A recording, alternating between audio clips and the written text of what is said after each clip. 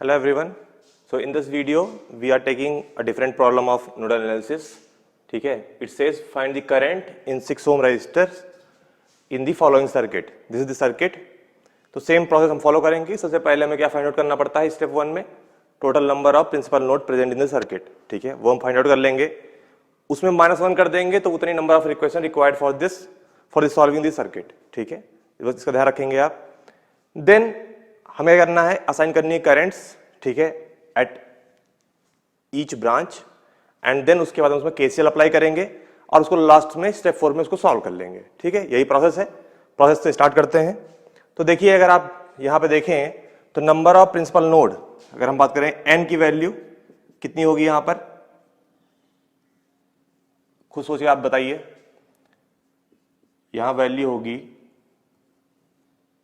जहां पर भी 3 या 3 से ज्यादा ब्रांचेस मीट करती हैं उसे क्या कहते हैं, प्रिंसिपल नोड. तो यहां देख सकते हैं आप कितनी हो सकती हैं. एक पॉइंट आपका कौन सा होगा, this is A, this one is B and this is C. यही 3 पॉइंट हैं जहां पर 3 ब्रांचेस से ज्यादा मीट कर रही हैं. इट मींस यही क्या है, आपके प्रिंसिपल नोड्स हैं ए बी सी. इनमें से एक, ठीक है, अब इसे मान लीजिए हम इक्वेशन की बात करें कि कितनी इक्वेशन रिक्वायर्ड है. ठीक है, वो कितनी होंगी, 3 - 1. ठीक है, n-1 होती है, मैंने आपको पिछले वाले वीडियोस में भी बताया है. तो 2. So 2 equations are required to solve this circuit. Okay, तो 2 इक्वेशन कैसे, पहले क्या करेंगे, हम किसी भी एक प्रिंसिपल नोड को हम रेफरेंस नोड ले लेंगे. ठीक है, अब प्रिंसिपल नोड हम हमेशा बॉटम लेते हैं. ठीक है, ये हमने प्रिंसिपल नोड कंसीडर कर लिया. Let's say this is 0 volt, so VC is 0 volt you can say. बाकी जितनी भी रेफरेंस नोड है, नॉन रेफरेंस नोड है, उनको हमें क्या करना है, वोल्ट असाइन करना है. मान लीजिए ये VA है and this one is VB. Clear है ये बात. ठीक है, तो हमें अब कुछ नहीं करना है, हमें केवल A पॉइंट पर कैसे लगाना है, B पॉइंट पर कैसे लगाना है, उनको V/R के फॉर्म में लिखना है और उसको हम सॉल्व कर देंगे तो हमें वोल्टेज मिल जाएगा VA और VB. उसके बाद हम जो भी करंट चाहते हैं वो हमें करंट मिल जाएगी. ठीक है, चलिए स्टार्ट करते हैं. देखिए A पॉइंट है, ये यहां पर 3 ब्रांचेस हैं तो 3 करंट हमें माननी पड़ेंगी. मान लीजिए यहां पर हमने ले लिया I1, दिस इज I1. ठीक है, सब आउटगोइंग ले लेते हैं, दिस इज I2. ठीक है, देखिए एक फायदा आपका होता है, अगर आप कोई भी ब्रांच है उसमें अगर करंट सोर्स दिया हुआ है तो आप उसी की डायरेक्शन को अगर करंट मान लेते हैं तो आपको माइनस नहीं लिखना पड़ता. ठीक है, चलिए वो हम यूज करके देखते हैं. इसमें तो 5 एम्पियर का करंट सोर्स है, बी से देखिए ए करंट आ रही है, हमने इसको ऐसे ही मान लिया. ये हो गई आपकी I3. इसमें कोई दिक्कत नहीं होनी चाहिए. ठीक, क्योंकि करंट सोर्स जो डायरेक्शन थी वही डायरेक्शन हमने अपनी करंट की भी मान ली है. अगर यहां I3 है तो इसका मतलब यहां पे भी ये क्या है, I3 ही है. ये तो क्लियर होगा. ठीक है, आगे देखिए बी पर आते हैं. ठीक है, बी पर देखिए इस करंट को आउटगोइंग ले लीजिए, इसमें कोई करंट सोर्स नहीं है, इसको मान लेते हैं I4. ठीक है, एंड इस करंट कैसे आ रही है, ऐसे आ रही है, इसको हम ले देते हैं I5. ठीक है, और जो I2 यहां आ रही है वही I2 तो यहां जा रही है, तो ये I2 हो गई. कोई दिक्कत नहीं होनी चाहिए. ठीक है, सबसे पहले हम क्या करेंगे, फर्स्ट केस में अप्लाई करेंगे KCL at node A, solve करेंगे उसको. देन अप्लाई करेंगे केसीएल एट नोड बी, उसको सॉल्व करेंगे. ठीक है, तो देखिए स्टार्ट करते हैं. So applying KCL at node A पर अप्लाई करेंगे आप. Sum of incoming equal to sum of outgoing. ठीक है, तो आप ले सकते हैं कि sum of incoming currents equals to sum of outgoing currents. ठीक है, इनकमिंग कौन सी है, I3 इनकमिंग है, इनकमिंग टू द नोड है. देखिए I3 is incoming to the node, I2 and I1 is outgoing from the node. ठीक है, तो इसका क्या ले सकते हैं हम, I3 equals to I1 plus I2. This is equation number 1. यहां तो कोई दिक्कत नहीं होनी चाहिए. देन सेम वे में जैसे हमने यहां पे लगाया वैसे ही सेम वे में अगर हम चाहें तो बी पर भी लगा सकते हैं. उसके पहले हम एक काम करते हैं, इक्वेशन में V/R पुट कर लेते हैं. जरा देखिए I3 की वैल्यू क्या होगी. I3 की वैल्यू वही होगी जो करंट सोर्स की वैल्यू होगी, दैट इज 5. क्यों, क्योंकि देखिए इस ब्रांच में करंट सोर्स लगा हुआ है और दोनों की डायरेक्शन इस समय हमने सेम ले रखी है तो हमें कुछ सोचना ही नहीं है. I3 equal to 5. ठीक है, तो this is 5 equals to I1 लिखना है. I1 A से स्टार्ट होता है, अगली प्रिंसिपल नोड कहां आती है, C पर. ठीक है, तो क्या लिखेंगे हम VA minus VC upon 2, VC की वैल्यू 0 वोल्ट, ठीक है, तो क्या लिख देंगे हम VA minus 0 upon 2 plus I2 पे चलते हैं। I2 A से चलता है B पे पहुंचता है, तो VA माइनस VB, हम VA माइनस VB क्यों कर रहे हैं, करंट जहां चलती है दैट इज हायर पोटेंशियल, जहां पहुंच रही है दैट इज लोअर पोटेंशियल, ठीक है, तो क्या हो जाएगा VA minus VB upon 4, so VA minus VB upon 4, this is equation number 2। Clear है ये? नाउ अप्लाई करते हैं KCL eight node B, applying KCL eight node B। ध्यान देखिए B पर 4 ब्रांचेस हैं, वरना वैसे एक सर्कल बना लिया करिएगा, ऐसे आपको दिखेगा 4 पॉइंट कटे, इसका मतलब 4 करंट होंगी, ठीक है, देख लीजिए ध्यान से।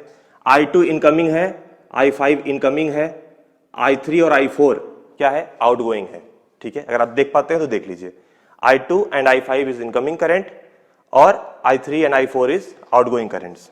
तो हम यहां लिख सकते हैं, जैसे यहां लिखा था sum of incoming equal to sum of outgoing, तो इनकमिंग कौन कौन सी हैं, I2 plus I5 equals to I2 plus I5 equals to outgoing कितनी है, I3 plus I4, I3 plus I4, सो ये इक्वेशन नंबर हो गई आपकी 3।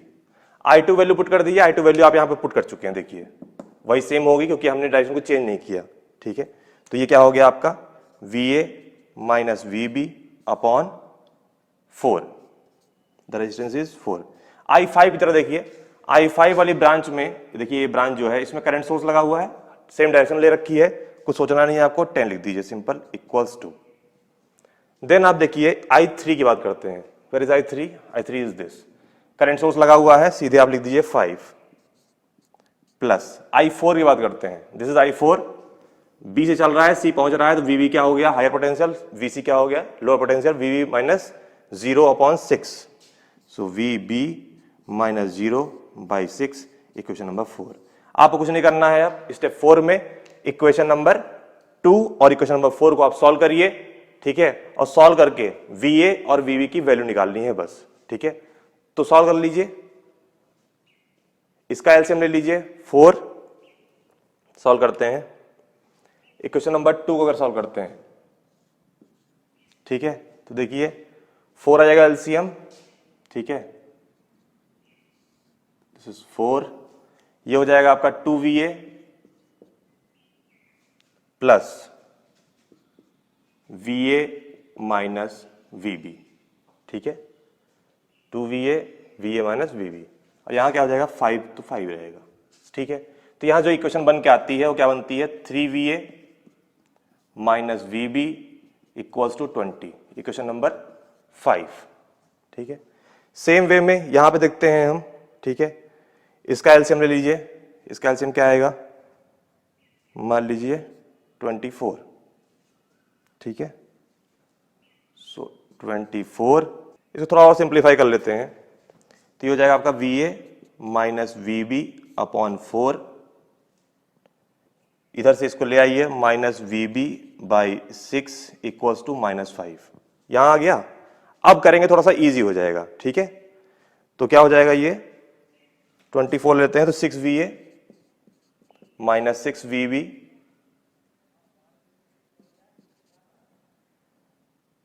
Minus 4VB